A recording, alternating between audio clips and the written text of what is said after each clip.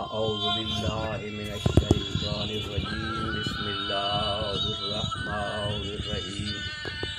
وبہ نستعین وهو خیر المعین اللہم صلی علی محمد وآل محمد بسم اللہ الرحمن الرحیم انما یرید اللہ لیذہب عنکم رجس اہل البیت ویطہرکم تطہیرا اللہم صلی علی محمد وآل محمد۔ میرے محترم ذویل احترام دوستو، میں نے آپ کے سامنے سورہ احزاب کی آیت نمبر 33 کی تلاوت کا شرف حاصل کیا ہے کہ جس میں خالق اکبر نے اہل بیت اطہار کی عصمت، عفت اور طہارت کا تذکرہ فرمایا ہے۔ آج میں اپنے اس پروگرام میں یہ بتانا چاہتا ہوں کہ کتب فریقین کے مطابق اس ایت تطہیر کے مصداق کون ہستیاں ہیں۔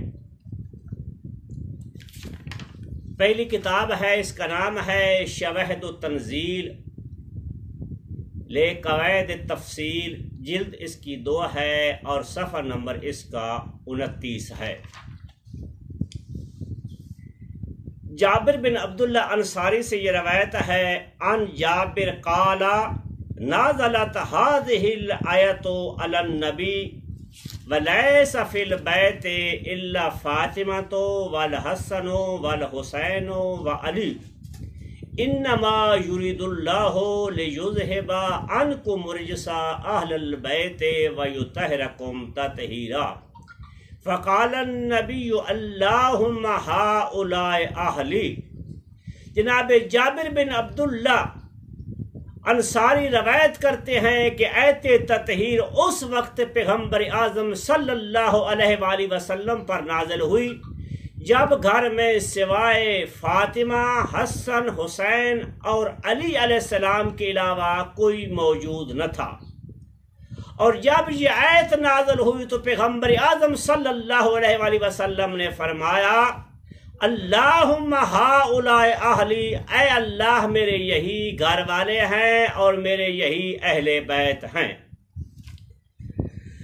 دوسری کتاب ہے، اس کا نام ہے الفتح القدیر، اس کے رائٹر ہیں علامہ شوکانی، صفحہ اس کا جو ہے 1404 ہے۔ عبارت اس طرح سے ہے، وَأَخْرَجَ ابن ابی شیبہ وَأَحْمَدُ وَابْنُ جریر وابن منذر وابن ابی حاتم طبرانی والحاکم صححہ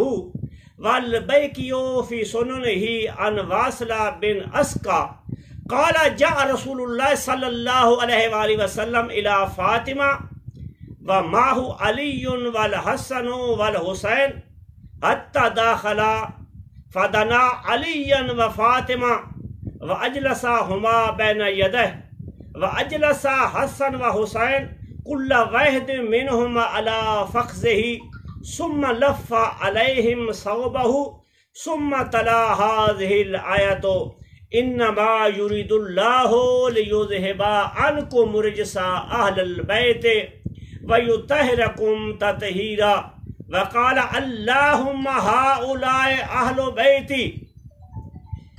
ابن ابی شیبہ، احمد، ابن جریر، ابن منذر اور ابن ابو حاتم طبرانی نے اس روایت کو نقل کیا ہے اور حاکم نے اس روایت کو صحیح قرار دیا ہے، اور بہقی نے اپنی کتاب سنن کبریٰ میں واصلہ بن اسقع سے اس روایت کو نقل کیا ہے کہ نبی کریم صلی اللہ علیہ وآلہ وسلم جب جناب فاطمہ زہراء سلام اللہ و صلوات اللہ علیہ کے گھر تشریف لائے اور آپ کے ساتھ علی، حسن اور حسین علیہ السلام تھے، اور آپ علیہ السلام نے علی و بطول کو اپنے سامنے بٹھایا اور حسنین، کریمین، امامین، شریفین، شہیدین کو اپنے زانوں پر بٹھایا اور پھر ان کے اوپر چادر ڈالی اور ایت تطہیر کی تلاوت فرمائی اور اللہ کی بارگاہ میں یہی فرمایا، اے اللہ میرے یہی اہل بیت ہیں۔ इन दो इबारतों से इस चीज की तरफ इशारा हो रहा है कि ये आयत करीमा जो है ये 2 मरतबा नाजिल हुई है,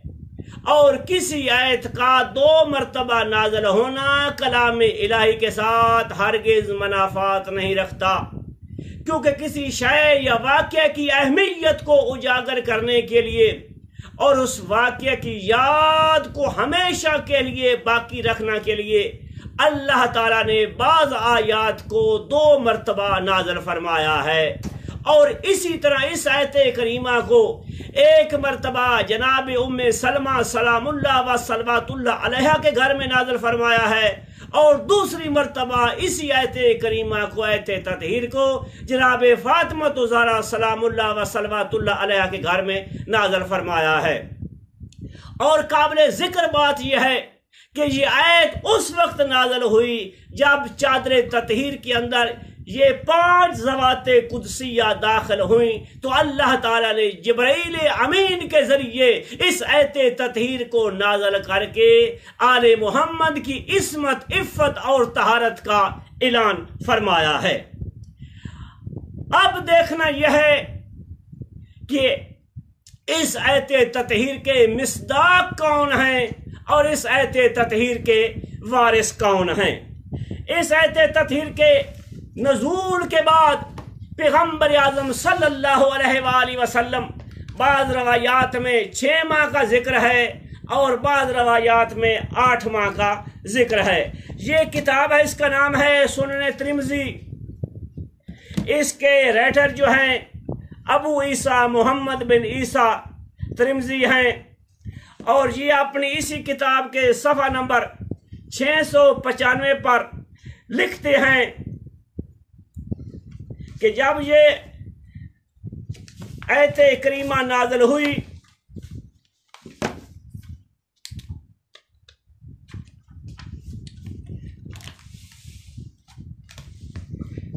रवायत यह है कि अली इब्न ज़ैद अन अनस बिन मालिक अन्ना नबी सल्लल्लाहु अलैहि वसल्लम काना यमुर्रो बेबाब फातिमा 6 अशहुरिन इज़ा खरजा इलल फज्र फयकूल अस्सलात या अहलल बैत इन्नमा युरिदुल्लाहु लियुज़हिबा अन्कुम रिजसा अहलल बैत व युतहहिरकुम ततहीरा। अनस बिन मालिक से रवायत है, वो बयान करते हैं कि आयत ततहीर के नाज़िल होने के बाद पैगम्बर आज़म मुसलसल 6 माह तक जब अपने घर से नमाज फजर के लिए बरामद होते तो सबसे पहले